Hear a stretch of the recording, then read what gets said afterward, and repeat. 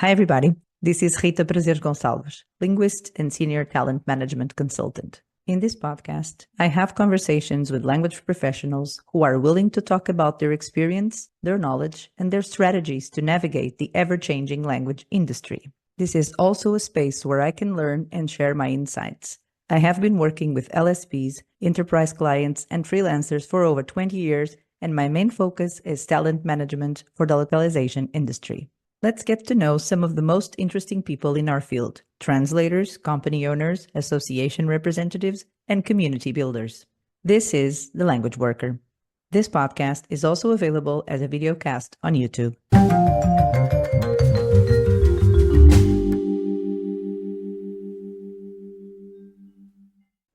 Hi, everybody. Here we are, another Friday morning. So I always try to do it on Friday mornings because everybody seems to be a bit more relaxed. And as you know, I was saying to Rachel, this is like my private coffee shop, virtual coffee shop, right? So it's like the idea, as you know, is to always have a relaxed conversation with a guest that works in the language industry from many perspectives. And today we have an LSP owner. So Rachel, thank you so much for accepting the invitation to be here.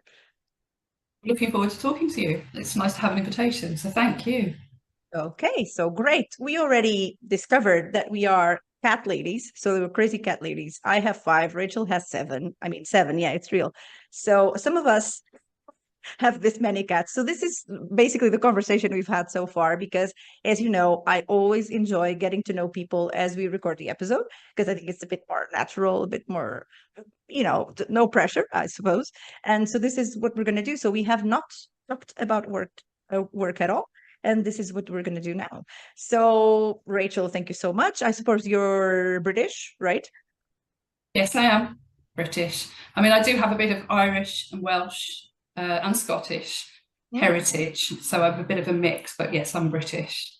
Okay, so I get this all the time. I don't know why I have so many British friends and people that I meet these days. It's an amazing thing, but I seem to gravitate towards British people these days, so it's happening. So of course, as you know, I love the ins and outs of the industry, and I always like having, LSP owners, because I believe that they are people who are in a unique position to actually talk a little bit about what is really going on in what, as I call it, the commercial life of languages, right? So, but we're going to go back a little bit because I don't know anything about Rachel. So let's see what happened. What kind of child were you? Were you interested in languages? Did you enjoy communicating? Were you a super talkative person like I was? What was the story? How did you become interested in this realm of things to begin with? So did it start in an early age? Well, it did. I mean, I was an incredibly shy child, actually, and I was a bit quirky. So I did find it quite difficult to make friends when I was younger because people thought I was a bit strange, to be honest. So the friends that I did gather were like-minded. That's all I could say. My childhood was an interesting one. My mum basically brought my brother and I up on her own. So in those days, that was quite a rare thing. My mum actually, to make some extra money, was doing translation work in the evening. No. Yes, she was. So she worked during the day. She trained to be a teacher for a while. She tried all sorts of things, but she stuck to the translation because she'd studied languages. And at that point, she'd studied ancient Greek, Italian, French, German, and some Russian. So she decided she'd use some of her skills, and she self-taught herself Dutch and Scandinavian languages as well. So she found that she was in quite a lot of demand. And then she met my stepfather because he owned a translation company, only a small one at the time, many years ago. Are you serious? Yeah. So I couldn't understand why this man kept coming around to the house all the time. And he was really friendly and he was bringing my mum work. But then he was also, basically romancing my mother, which I wasn't aware of because I was too young to be aware of it. And then suddenly my mum said we're moving house, and we moved in from a little place where I had an idyllic childhood there, actually, because it was one of those, it was in the days when you could go and walk freely without worrying about anything. I'm sure the world was just as bad, but you didn't hear about it. So you had this freedom that we don't have now. And he was a translator too. So I then lived in this crazy household where they spoke different languages to each other to try and so we couldn't understand what they were saying sometimes. So we did pick up quite a lot. Of course, I do that of at home, German. honestly. And when you're a child, you have this sponge brain, so we absorbed it all. So we learned to understand an awful lot of what they were saying. They travelled quite a lot. They took us with them to conferences because they were interpreters as well. So Oh my God. my life completely changed. I've gone from this barefoot wild child existence, running around barefoot on the streets with my friends and my few friends, to living in this household where all my friends were welcome. It was like a big non-stop party life for a few years, to be honest, but they worked really hard at their jobs. So they started a small business. My mum at this point was translating 9 languages into English, and my stepdad was translating 2. He was German. So they started this business, and that I got into it because I lived and breathed their company. You know, every lunchtime was discussing, when I was at home, obviously, discussing the business. It was in the evenings. My brother and I were really bored listening to it after a bit because it's always the same topic. They never asked us how we were or what we'd done at school. It was always, well, what do you think we should do? You know, we've got this big deadline coming up, and they used to just talk about work. So eventually they were looking for somebody to help run their business because they were busy translating. And I was looking for a job. I wanted to be a graphic designer, actually, and that's what I trained in. But I decided that I'd give it a go because I'd always loved languages. I did study them to A-level. And I went to work with them. And that was a baptism of fire because I think people believe that if you work for family, you get it's cushy.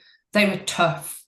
They were really tough. So these crazy people I've been brought up with all this freedom, when it was work, it was a completely different attitude. But I learned an awful lot from that. So I did that for a while. And then I decided I wanted to work for a bigger company and learn more about the industry.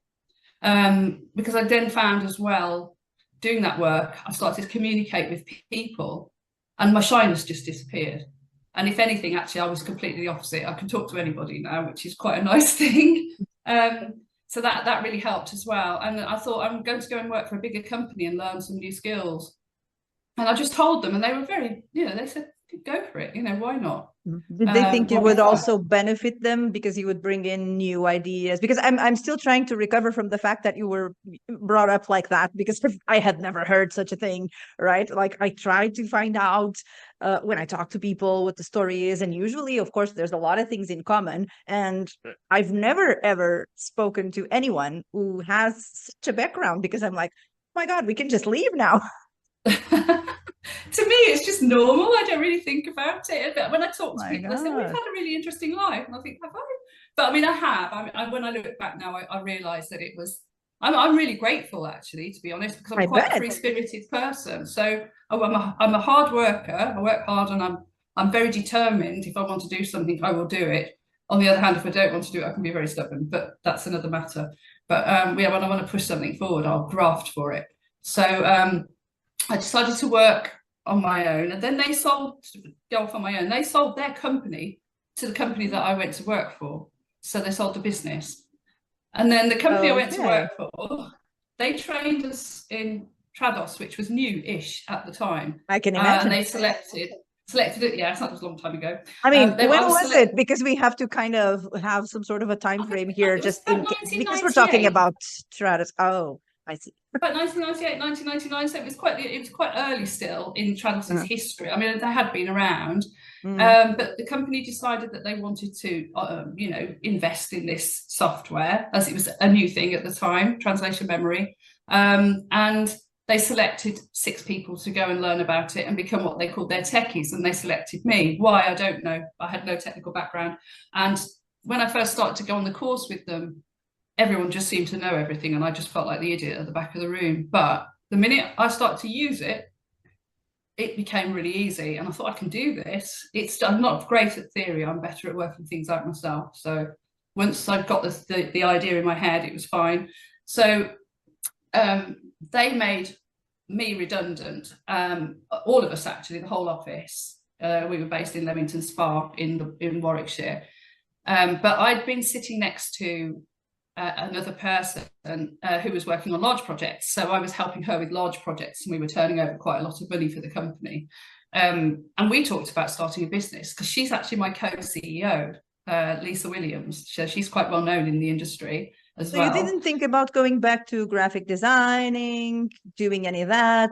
You really were like, no, I'm all about this language business and this I all I loved can, it.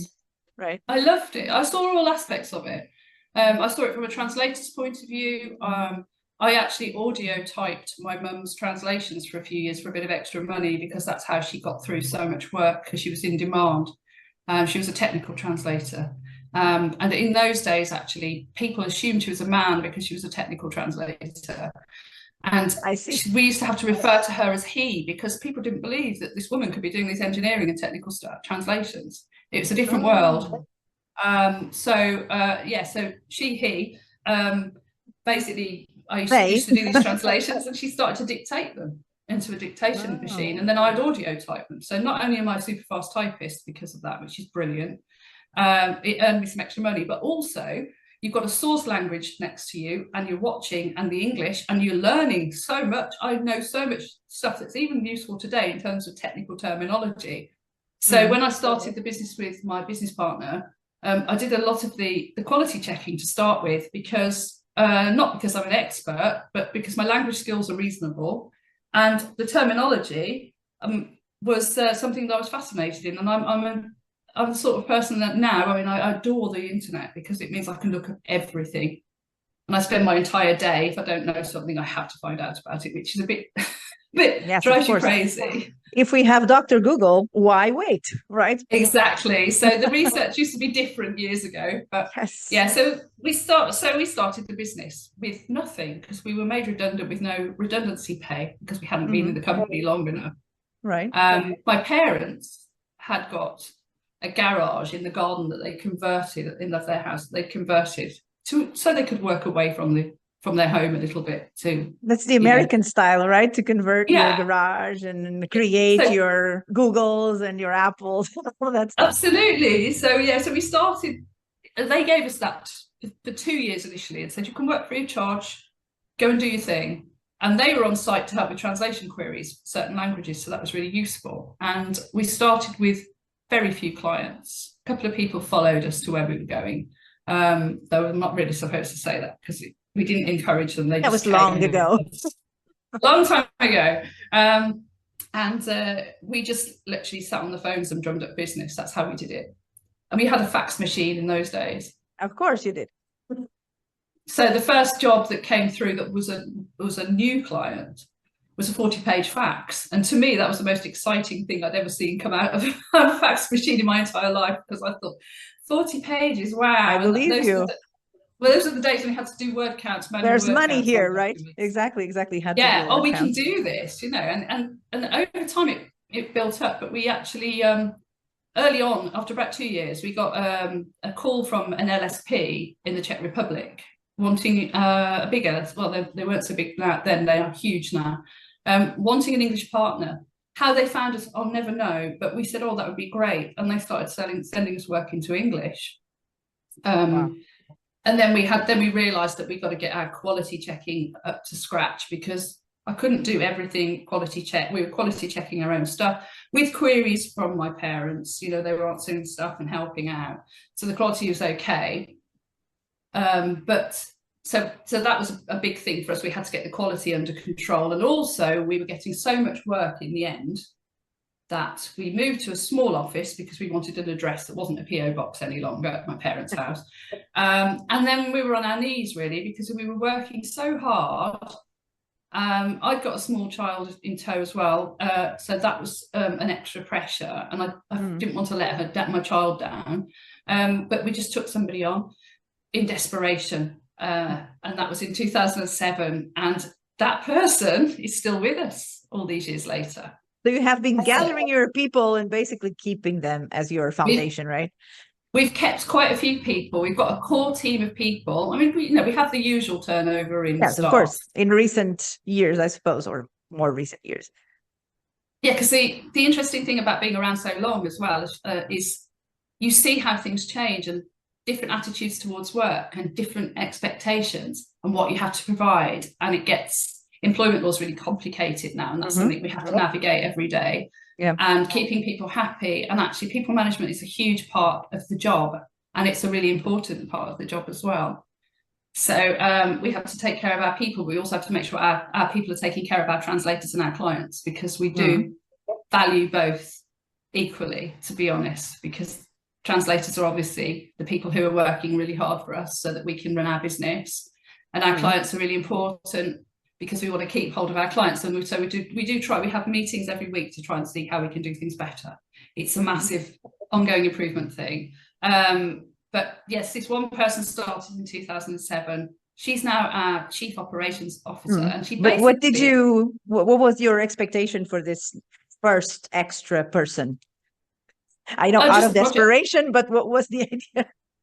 The expectation was to train them in a project management role so that we could give them some work to absorb all this work that we were getting. We were having to turn stuff down, which was really sad, because I cried over that a couple of times because I wanted to so desperately take on the work and not let someone down. And when in the early days, you'll take anything because you think you have to. And it's only over time you realise that you have to be a little bit more discerning sometimes and just work on what you can take on that's going to make you money, because you have to make a profit.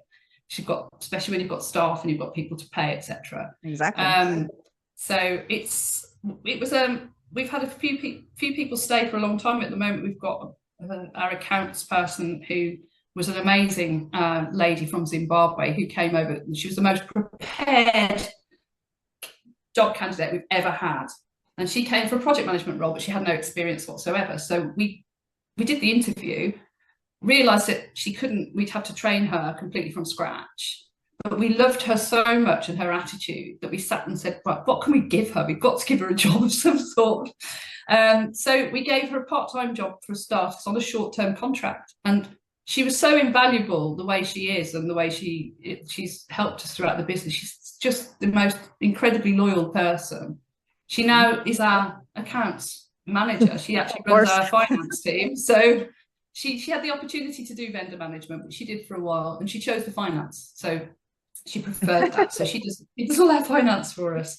And she now lives in Spain. So, the one thing about hybrid working, which is good, is you can work from anywhere you want. That's true. But how did you, in those early days when you were in 2007, early days for your business, so much, already 5 years or so, right? I guess you started in 2002? 2002, yeah. So I guess back in the day, 5 years was still not a long time. Now we feel like it's much longer now. I guess that's the way it goes.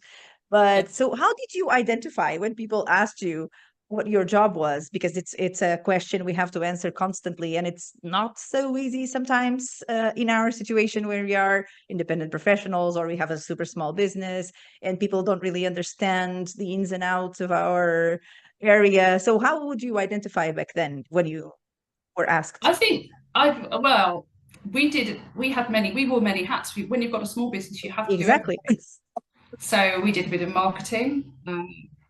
I did a bit of marketing, some project management. That was quite a big part of it because somebody had to do the work, and so did my business partner. So we were doing a lot of project management, quality control, translator recruitment, sales, finance, everything really. And you can't do it all. So I think the one thing that didn't happen really was marketing and sales very much, because we didn't really have that much time to do it. Right. Because we were too busy trying to get the work out. So sales and marketing was something that went on the back burner, and it's so important for businesses to do it. But finding the time when you have to be a jack of all trades is very, very difficult. And it has changed a lot also for freelancers and everybody involved. It was like you were basically listed somewhere on a portal, and somehow people would find you and contact you. That's how I actually got to be working for Apple. They just found me. I had no idea that they were looking for a Portuguese person in California at the time, right? So I feel, and it was about 2008. So I feel that used to be a little bit more like that. And one of the big changes that we have seen in the industry, of course, probably it goes into any industry. I always say this, but this is the only one I know. So it's like we have now the conscience that we have to somehow be out there, market ourselves, be aware of client needs, client satisfaction, and all this stuff, because whomever you are in the industry, in 2006, 2007, 10, even 15, I suppose, you would be there in a portal and somehow good or bad, people would contact you and something would happen. And these days, it doesn't go that way, right? That's right, yes. So yeah, we got a lot of people. I discovered Pros, which was a really good find, and Translator Cafe. That's where we used to Exactly. recruit some of our translators. Translators Cafe in the States. That's what they used back in the day. And that's basically how I got all of the jobs that I got, even on site, because I was in California. Of course, I would just easily travel in the state. And that's how things happened for me. But it was not like I was marketing myself or anything. I just had a No, profile there. exactly. And then, of course, profiles are great because as you get a good reputation, people give you lovely feedback. So you get the people, so then people check feedback. They still do, don't they? But these days, unfortunately, with a lot of fake reviews and stuff, it's really difficult to trust some of these reviews. So life was a bit simpler. It was a lot simpler. Yes, that is definitely true. So that's how we used to do it. Like you said, on the portals, finding the translators. And we didn't really test translators out to that degree, to be honest. We used to get the work checked. But sometimes we'd do 2 or 3 jobs with somebody before we realised that they perhaps weren't up to the standard that the client was expecting. So, we had a part-time vendor manager, I think, probably around 2010 on a part-time basis to do some recruitment for us to start doing translator testing, etc. But it was very part-time. We've got 3 people doing it now. So, and one of them's a head of department, and it's a big part of the business. So it's gone from being something that we thought, we could do with a bit of that. That'll be fine. To I was a vendor manager for 8 years, so I know what you're saying. Wow, that is a job. Really is a job. I did try and do a little bit of it myself, and I just thought, how do it's something I absolutely love. So I still do consultancy and all of that specifically for vendor management because it's one of my big, one of my passions. It was in the smaller businesses, it was a bit of an unknown thing, wasn't it? So our vendor manager linked up with other vendor managers, and we actually had somebody coming in full time, and she's really passionate about it. And she did some great newsletters for us and some amazing stuff and got some brilliant translators. And then she went off and she's now going around doing her own thing. And she's fantastic. She appears everywhere. I say, it's her again. Hello. In that case, I should know her. You probably do. I don't know whether I can name her on here. That's the only thing. Well, you'll tell me later. Yeah, I'll tell it's up to you. Well, Carmen Cisneros, her name is. So yes, I've had her on the podcast. Yes. I can imagine. Well, she does podcasts herself, doesn't she? She's phenomenal. Don't know. She didn't tell me that, or did she? I don't know. She has her own book and everything. So we did the episode probably about a year ago. Yeah. So definitely I know her. I follow her, of course. Yeah, she used to work for us. She was one of our vendors. Yeah, I didn't know that. So great. We have some celebrities in our midst, you see. They've gone on to be celebrities. That's good, right? That's because they've had the chance to develop their skills while they were with you, I guess. So it's definitely part of it.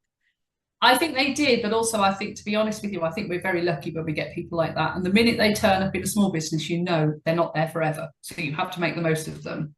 Because when you get a fantastic person like that they are going to go off and fly on their own at some point. And we found that with a few members of staff, actually. Not to say that the people that stay aren't fantastic, because they are. They are, but they don't necessarily have the desire to go off and work for themselves. Exactly. You can sometimes tell that somebody's definitely on a mission and they're going to be, off. You can tell they're entrepreneurs, right? Absolutely. You can sense it. So, yeah. So we had her for a couple of years and she was fantastic. We like working with her. She has a good sense of humour as well. Always helps. I know. Yeah. So that's really the business we are today is very different. We've had to restructure. We've got 32 people now, so we're not massive. We work for a lot of LSPs as well as direct customers, and we decided to invest in some consultancy to get the business functioning at a different level, because I think you hit a point when you can't grow any further. Even if you've got 2 CEOs at the top of the business, everyone needs direction. It doesn't matter who you are and how amazing you are. Everybody needs a little bit of direction sometimes, I believe anyway. And we needed some help desperately to sort of get things more structured, because everything was very organic in our business. We didn't have a sales team for a long time, etc. We were So very do lucky. you usually go inward, as in look into your team to look for people to then get specific jobs? Basically, I suppose from what I know from the industry, a lot of people start, for example, as internal translators or project managers, and then these are the people who will, show you their skills and show you who they are, and you can tell that they would be a good fit for this and for that. So you do look. Are you the kind of company that looks first to whomever you have on staff before looking outwards, or how do you mix that? Going out looking for somebody else and somehow, let's say, promoting your people that you already have? Well, we like to promote people we already have, but that can be quite tricky sometimes, particularly when we've got some That's why I asked. new. Oh, okay. Good question then. I think because we love some of the project managers that do amazing jobs, it's really tempting to leave them where they are, but you know that they're going to go if you don't do something and offer things to them. So these days, I would say that we try and do future planning and succession planning. So we're always, if we earmark somebody for something, we'll start to not train them in that role, but drop more of that kind of work in their general direction and just see how they get on. So some people have started off as project coordinators, which is, trainee level, if you like. And then they're the ones, when you spot a talent, you think that person could be a project lead. And in our business, a project lead is somebody who's a manager who manages a team of people and doesn't do the work themselves. They oversee and they come up with ideas and they plan. So, we do try and promote internally where from internally if we can, and actually people like to be offered the opportunity to go for these roles, because years ago we didn't do it. We used to just automatically go to a recruitment agency or put an advert on LinkedIn and hope for the best. And a few people said, well, why wasn't I invited to do that? I can do that. I've always wanted to do that. Yes, I know the feeling. Yes. But the difficult thing is people don't communicate these things to you, and then they get really disgruntled. So, we try and say, look, guys, we've got an open door. If there's anything you want to do, any courses you want to do that might better, improve your skills and also be beneficial to us, then we're willing to make a contribution or pay for it. So we do that. So from time to time, somebody will come up and say, I want to do a course in this. Somebody's just done a course in life sciences translation.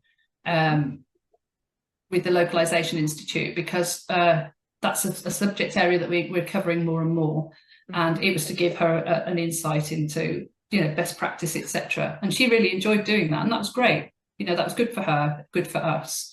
So we do try and do that as well, but we try and succession plan. But then when a new role comes along, sometimes we need an external expert. For example, our IT tech team is headed now actually by one of our consultants who came to help us turn the business around.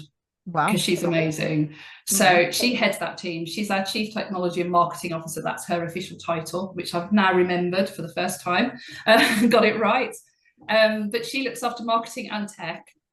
And then she's got some fantastic people working with her, who she's selected herself through the interview process. She's been a huge part of that.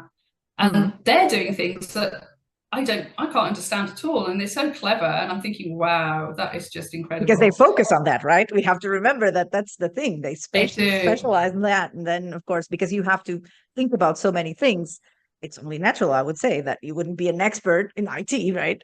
It wouldn't be Definitely possible. Not. And I think that's another difficulty about being a small business owner. You're not necessarily good at some of the things that you're doing. I say it all the time. I'm not good at this and that, but what else am I going to do? I mean, I have to do it. Somehow I have to get it done. So I'll just, go with the punches and try to do as what I can. And then it gets a point where things cannot evolve without you getting real experts on certain areas of the business. It's not possible.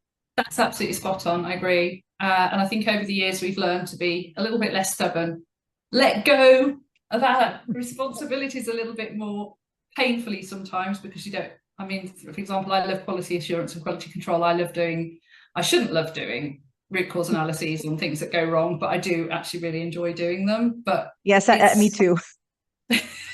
I understand. And it's when they used to come through, I'd be, oh great, I can look into this, but actually sometimes it's a complaint, so it's not always good. But then you always learn something from it, and as long as you learn, then that's great. And you can't be perfect. It's quite scary making mistakes, and sometimes we, as business owners, we've made some not huge life-changing mistakes, but we've made mistakes that we certainly wouldn't repeat. Because now you have been through the process and you know that you could have done it differently, but back then, how could you, right? If it hadn't happened.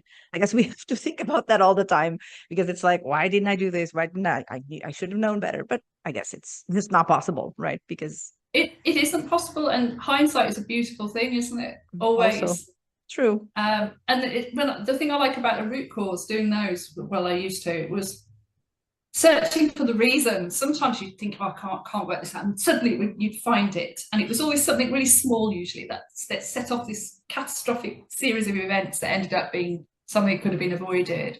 But in a way, we learn from that, and I must say, we don't have that level of complaint from clients now, or think a lot of these are internal as well, because we're ISO certified. We also have to report internal non-conformities, and those are things that go wrong before the client is aware of it, and then when the client gets the job, they're not aware of it, but internally we log them. And if it's a training issue, we will run training. So we are very good. We do what we say we do, because a lot of ISO, you think you can say what you want really in a manual, can't you? But you have to prove that you do it as well, and there has to be a point to it. It's not just an exercise to give you a nice ISO certification. You have to live and breathe it as well. And processes like these days, how can you live without them if things are going to be seen from all possible angles in all parts of the workflow, right? So how do you... It's like these days, the process is so complicated, so many people involved, and so much technology. And, of course, like I always say, there's within the spectrum, there are people who are still implementing these things for the first time, obviously. So it all depends on how you conjugate with what kind of clients you actually get. So if you are a more visible, not necessarily bigger in size, but a more recognizable LSP, then you have a lot of responsibility, because people will have expectations from you. And also the type of clients that you have tend to be more informed clients, as I call them, right? So you can have, as a project manager, I worked as a project manager too, of course, and I loved it.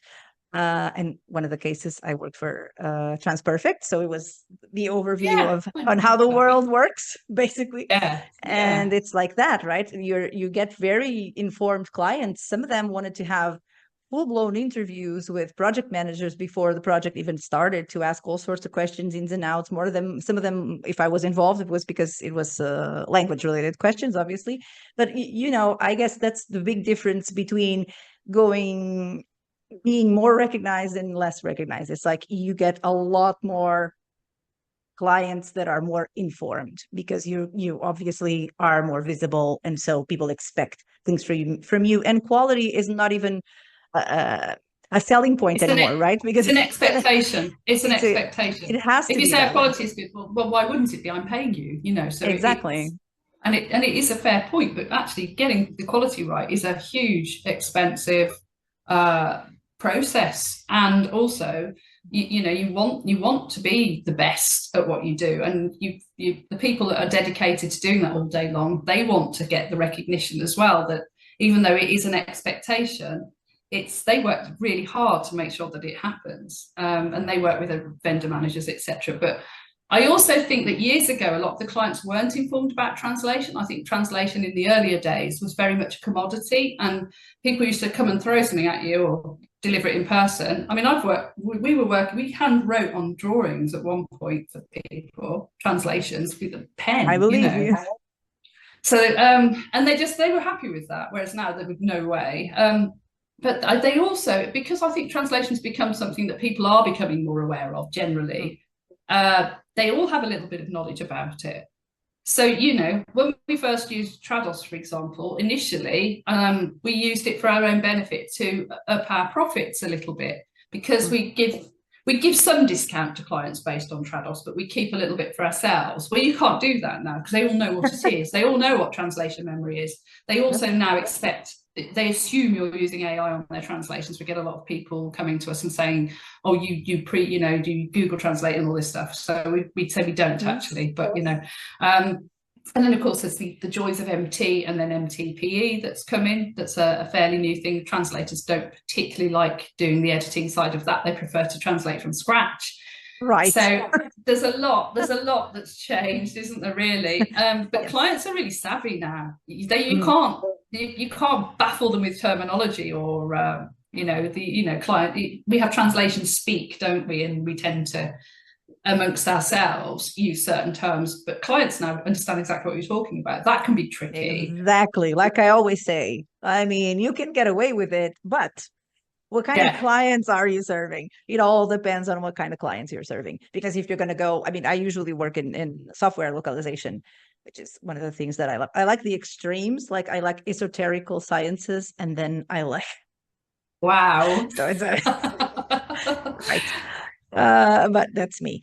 But that's how it goes. It's like these clients are very demanding. They cannot work with just anybody. It has to be an LSP that it's very, very prepared in on many levels. So I'm going to ask you, who do you have as internal teams? Do you have a DTP team? Do you have a translators team?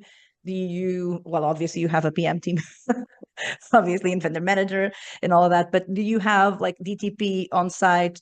Not on site as in literally like it used to be, but do you have internal translators, or is that something in the past, or you've never had them maybe, except for your parents?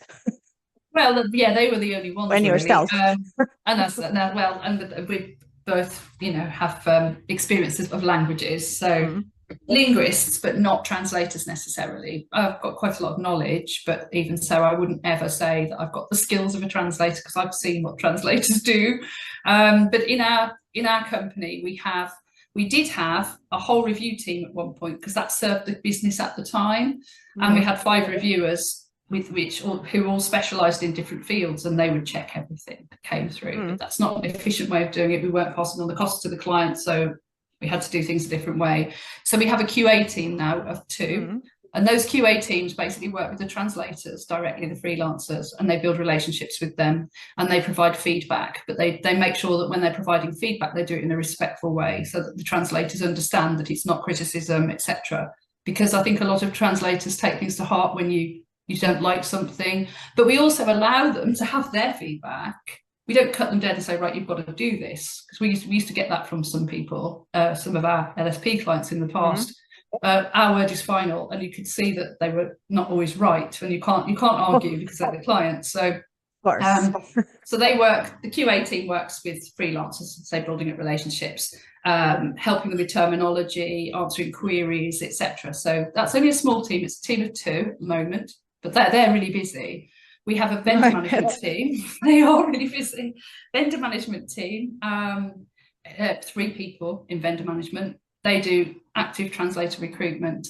They put teams of people together for our project management team. Our project management team is divided into different sectors, etc. So we have 3 project leads, and each of them has 4 to 5 project managers that work is it by vertical or by language families, or how do you divide your PMs? I'm always curious about that because there's different policies. Some people, it's not like that. You're just assigned a project and it's in a certain vertical usually, and then you work with every language combination. But I've also worked at places where they actually divide people using that language combination or language family kind of distinction. So how do you do that? How do you manage that? I think if we were a bigger company, we would probably do it by language, but we're not. We're quite small still. So we just have particular clients in a team. So we do have a direct client team, but that's actually kind of merging in a little bit more now. So they're the people who look after clients that come to us directly. And we have people who look after our agency teams. And we've got one team that works purely with remote project managers because they work in different time zones. So they can cover... They're based in different countries as well, so they can cover different time zones, and they work on a certain type of project. We've got one client that's so huge that one team is dedicated to them and their work, but they also do other bits as well, because even though we get work from this client every single day, you can't just be that top heavy in a team. And we do a lot of cross training. So between teams, they also know how to do other work as well, and they have refresher training on that to make sure that they're up to date with things. every client has a quick guide assigned to them. So each client has their expectations, their basic workflows, what kind of deadlines they have, etc. So there's a bit of almost like a profile of each individual client. Right. And so when a project manager takes over or to do holiday cover, for example, they have to go to the quick guide, they have to study it, they have to make sure they understand the expectations. And then the project leads help them with any queries. So the project leads know these clients inside out. So they can say, oh, that person, you've got to be mindful because blah, blah, blah. They like a response within 10 minutes. You've got to make sure you go back. So it's like, it's a tricky business to work in, isn't it, really, to get it right? But it's so tricky because there are so many different factors involved in anything. So I think we do okay. So we've got project leads. Then we have a management team above the project leads. So we've got an operations manager who oversees everything, but she also does account management. So she's the person who gets in touch with clients to make sure they're happy, answers any queries. She rings up vendor managers and appropriate people in businesses to say, right, we also offer this service. Are you interested? Can you give us more languages in this project? I've noticed this project's got a language combination that we do. So she reports 3 times a week to say, oh, by the way, I've managed to get us a 100,000 word project from so-and-so because I told them that we do this new service and they're interested. So in a way, she's sort of semi-sales and semi-operations, but it's more of account management because it's existing clients that she works with. We have a sales team of 3. They work with direct clients and they have their own way of structuring. I mean, I think actually sales in our industry is really difficult. They're like gold dust, new clients, aren't they?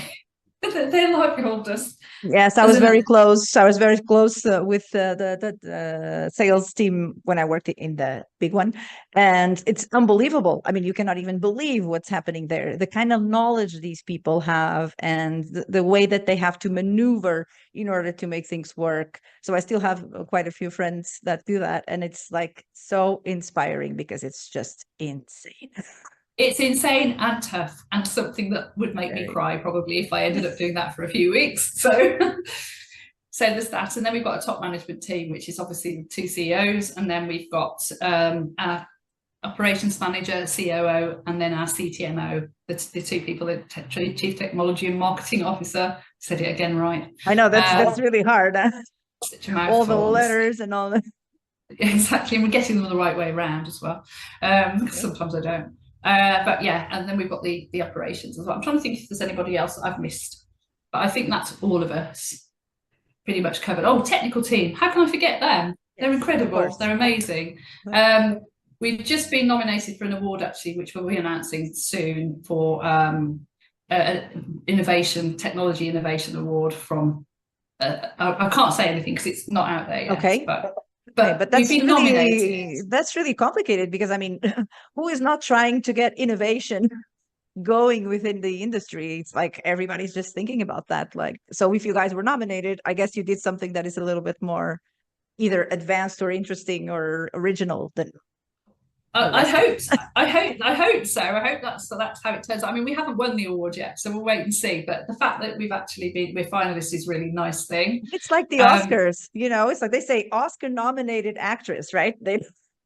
You don't have to win to be already referred to as someone who has a relation with the Oscars, right? Yeah. So yes, that means something already. It does. It's a big privilege to actually get into that position. So that's our technology team really. Tech is the future, isn't it?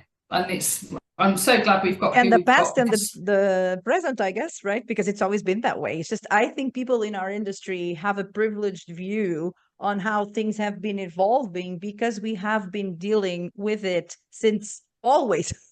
Yes, right? That's very true. Like, since always, because what's in the internalization process, right? It's like for us, it's a given. We don't even think about it because it's just part of everything that we do. And it's always been that way. If you were a translator in the 60s, you had to deal with technology. If you were in the 70s, in the 80s and all of that, right? Maybe not directly yourself, but you have to know about it. I remember working for this company that were localizing one of the first versions of Windows as we know it these days. And they were like looking into an old computer with everything installed, and then they were checking and all of that. So it has evolved in the way that we have been doing it, but we've always been heavily involved with, technology and everything that entails, because or else we couldn't do our work. I don't think people are this aware of things. It's like, no, for us, none of this is new. This is evolution for us, but this is not news, right? So Absolutely. I mean, when I look back now, I mean, my parents were using golf ball typewriters, and those things were, wow, electric typewriters, woohoo, the latest thing. exactly. And then it became word processing. And I know my parents had Wang word processors. That was the first thing that they embraced. And then they used Word Perfect. And then Word became the thing in the industry. Right. And then we went from 8-inch floppy disks to 5-inch floppy disks to 3-inch to nothing or whatever. I can't remember the exact transition, but they had these little plastic things. It was the latest thing. And then modems came into things, CompuServe. I remember being a way of transmitting information, which I found fascinating. In fact, when one of our translators first told me about CompuServe, I dismissed it. I thought, oh, that'll never take off. And that suddenly, look at us now.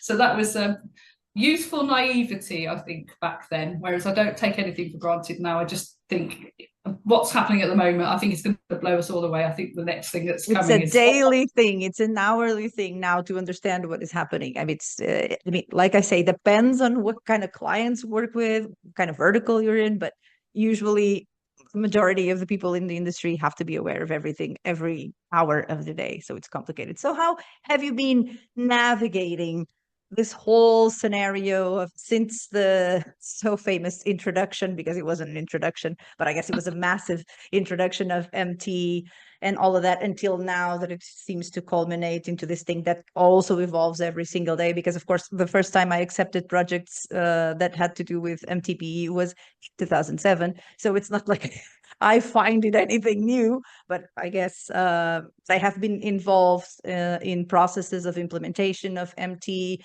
much later than that in the companies. So it was very interesting to me for people to actually think about the process and all that. And also, because I was a vendor manager at the time, I had to deal with introducing this supposed new reality to the mass of the translators that we had in the database. So how did you guys... That's a job and a half. So I love talking about it. I love talking about it. I love talking about it. I love talking about it, and love being involved in that, because it's very interesting to me what people think about it, how it actually is, the misconceptions, all the things that people think that doesn't make sense, or people are right, or whatever it is, right? So I like knowing about it, and I like being involved in those processes, because I like the process of thinking and the process of implementing, and then the result. So it's very interesting to me. So how did you guys navigate that from having your regular Trados, whatever CAT tools implemented, until then you had to kind of communicate that now this was going to be introduced in at least the vast majority of projects, or in a certain... It's always painful, and a lot of people at the beginning of MT said this is never going to take off, it won't replace people, it's never going to take off, it won't work. And of course now it's quite embedded in the workflow. But I think for us, we've been very lucky. We work for a lot of LSPs. Quite a lot of our business is LSP work, and the benefit of that's a given, right? That's a given. It already comes. You have to learn everything. The amount of software that we had on our systems, because each client we were dealing with their client requirements, and they have massive projects. As you know, having worked for one, that's perfect. They have huge projects. A lot of the really big corporations work with big agencies, and they work with people like us, because we can put a team together maybe more quickly than if they tried to source individual freelancers themselves. So they just come to us. So they've got tight deadlines. I mean, it's always been deadline focused, hasn't it, particularly for agencies, and they have to do their own bit of work on it at the end as well, so that we don't get a lot of time sometimes, because they need to do what they need to do. But it's very intense on that end too, right? So it's intense for you guys, and then it gets there, and it's like almost going back to everything that you started and checking everything, and then making sure this, making sure that, more queries, more this, more that, more that. So it's very intense. So it is at both ends. I really do appreciate that, because I know that we do LSOs and things, and they come back, and queries come back, and sometimes a client wants to know some more information, etc. So yes, we can see that it doesn't end for us there either. We don't just hand it back. It usually has some further work that needs to be done on it. But the benefit of working with these people is we've learned so much about technology, something that we perhaps wouldn't have learned if we'd been just working with direct clients and doing our own thing. So part of the reason we got the tech team in, and the tech team is really red hot in our company now. I'm very, very, very inspired by them, to be honest, because they do things that I could never even dream of. When they explain it, it makes sense, but I can't get my head around the way their brains think. I'm thinking, wow, my brain does not think in that way. So when people can do things you can't, it's actually really inspiring, especially when they explain it to you and it makes sense. And you think, oh, okay, that's great. Still couldn't come up with these things. So they just basically make, because we work with so many different types of software and different agencies, they put information together, they streamline those processes so that for our project managers, they're not doing as much manual work to try and, so if we get a project, for example, which is, it's a lovely 100,000 words is coming through this afternoon, and then it comes through and it's in 100 different files, and then you've got to do something with it. The tech team basically works to make sure that when the workflow goes through, somebody's not logging 100 different files, and they're not having to monitor 100 different files. So we've cut down on the admin for our project managers. So they're doing a lot more project management rather than the admin side of it, which they prefer, because the admin side is the bit that's stressful, isn't it? Trying to get it all done and be organised and whatever. Yeah. So I think from that point of view, we've learned an awful lot. I think that's a real privilege of working with LSPs as a part of the business. It's also, of course, given us the opportunity to work in verticals that we wouldn't be able to get involved in normally because of the size of our company. That's so what we I always really say. are. Yeah. It's a fantastic opportunity for us. So a lot of the work we're doing is life sciences, because we've done life sciences work for so many LSPs that actually we have a lot of expertise in that field just from having worked with them. So we're now trying to go and get smaller clients in that field, device manufacturers, etc., which we're having some success with actually, but we're never going to be able to get in with corporations that are really renowned big healthcare companies or anything like that, because we can't necessarily service their requirements. These big LSPs have got the resources, but we're happy to be part of that. And in the meantime, we're getting all this lovely software training from them and all the other process training as well. Of course, we've used a lot of that in our own business because they come up with ideas. You think, oh, that's a good thing. We could do that on a smaller scale. So so in a way, we've had the privilege of that. So navigating is difficult. I think AI at the moment is it's a big scary thing for people, because there's just, you put the bomb out there, the AI thing, and mass panic happens, and everyone's going off saying, you need to do this, you need to do that, you need to do this, you need to do that. And you're thinking, okay, when this calms down, we'll all have a rational conversation about this, and then we'll work out what we really can do with it.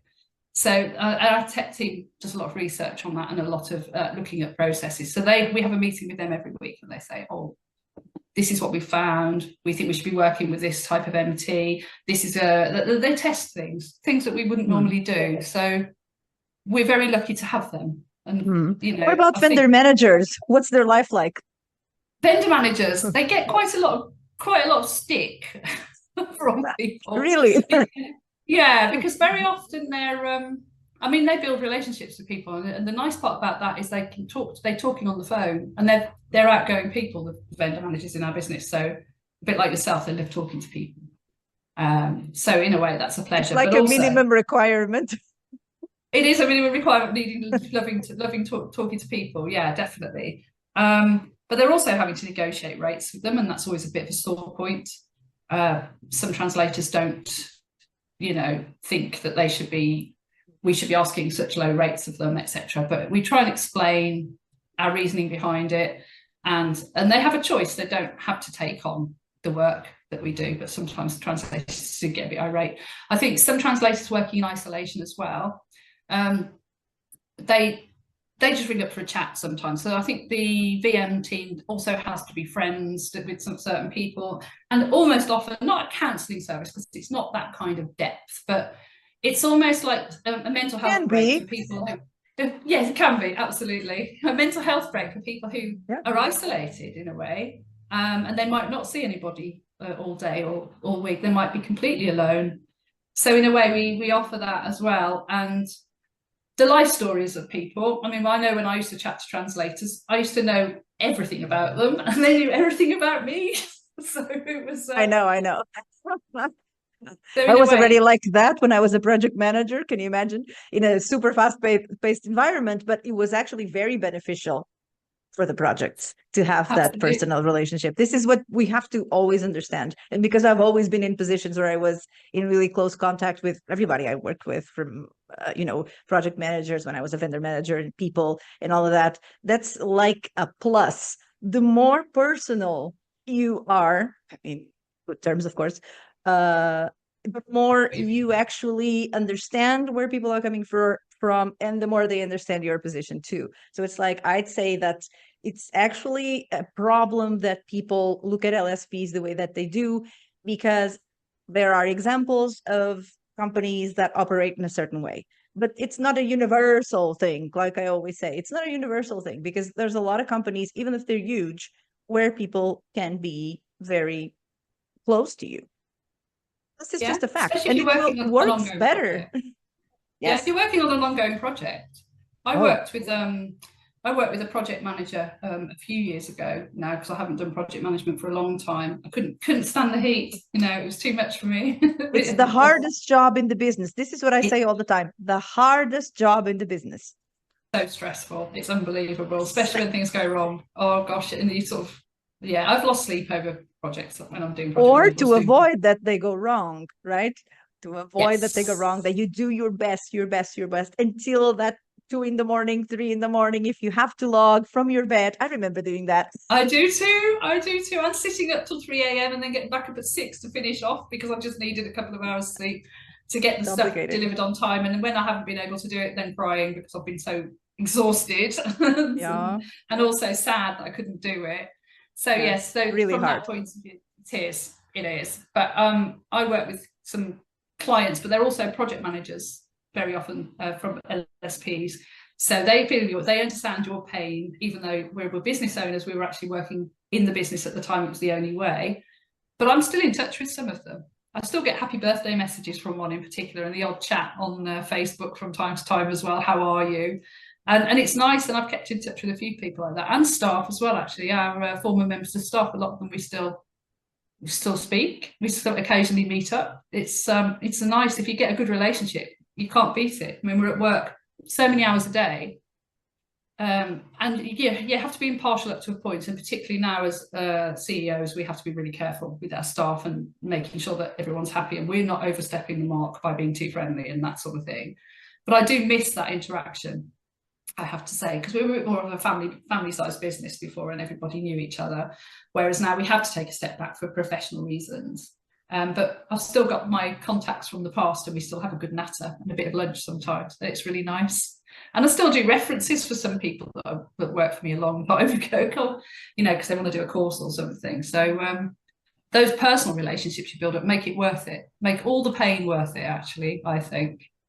Oh, for sure. Like it's a business of people. We just see so much technology and all of that, but in the end, what else are we going to do? We just have to be together somehow and try to find the best solutions for everybody involved. So, Rachel, I know you have a lot to do, so I'll let you go. Thank you so much for this. Almost 1 hour. Gosh, I could have It talked just much flew by. longer. I was I like, know, I know. And we can, I mean, feel free. But I just think that, well, I know that you have stuff to do, of course. And I'm already thrilled that you accepted to just come and talk about you didn't know what. And as you can see, nothing in particular, but everything at the same time. oh no, it's great. And I actually find what you're saying really interesting. So I've got a lot out of this listening to you as well. And I think that's the good thing when you talk to people and you hear different perspectives and where your journey's been come from as well. It's really inspiring, to be honest. And It's the it's whole a good purpose thing. of this, really, because I do think that people sometimes have a strange impression of people because they have a certain journey and they are now in a certain position. So I think that the idea is just to get to know the person, to see what the real story is, right? Because but I will never get over the fact that you were raised in a household where there were translators and business owners already in this business, because it's just amazing to me. I mean, I'll never forget this. I can tell you that. Oh, that's really good to hear because it's every day for me. So when I Wow. hear that, it's good to hear that Yeah, it's well, interesting. my life was completely different, obviously, right? Because it was like none of this was available if it wasn't for school. So that's why I think about school as the thing for me. I really the most grateful thing that I am in life is to actually have had the chance to easily attend school, right? So that's where it is for me. Yes. And for you, it was your family, your whole experience. But we all have our journey and the way things go, and that really also influences the way that we are. But if we, in this industry, I think that what we're missing is this. It's just to get to know each other a little better, understanding what things are, how things actually work, how things got where they were. I think we're missing a lot of the historical Yeah, well, I think stories factors. are great, as well Yeah, about people. People want to know people's story. of course. So you're doing an amazing service in a way, doing Oh, all these thank you. podcasts. I I think it's try. great. I try by not trying too hard. It works because I felt very relaxed talking to you as well. It's a lot easier doing it that way. It's been lovely. So thank you so much, and I'll Thank see you you. around for sure. Yeah, And I'll definitely. be paying attention to that award situation. Oh, okay. Thank you Excellent. so Yeah, much. it'll be announced soon. Yes, I'm sure. Thank you so much. Lovely to talk to you. Bye bye.